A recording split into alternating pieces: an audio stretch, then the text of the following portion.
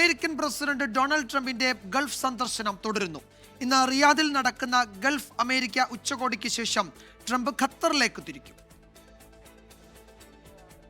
3 ദിവസത്തെ ഗൾഫ് പര്യടനത്തിന്റെ ഭാഗമായി ഇന്നലെ റിയാദിലെത്തിയ ഡൊണാൾഡ് ട്രംപ് സൗദിയുമായി നിരവധി കരാറുകളിൽ ഒപ്പുവെച്ചു.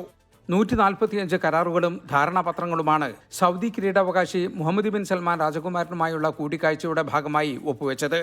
$142 ബില്യൺ ആയുധ കരാറാണ് ഇതിൽ പ്രധാനം.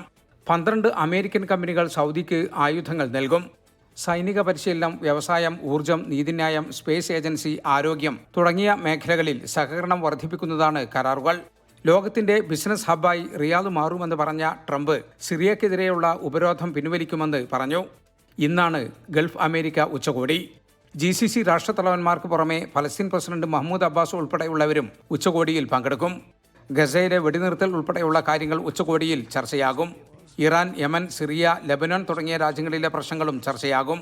ഇന്ന് ഖത്തറും നാളെ UAEയും ട്രംപ് സന്ദർശിക്കും. സൗദിയിൽ നിന്നും ജലീൽ കണമകലം, 24.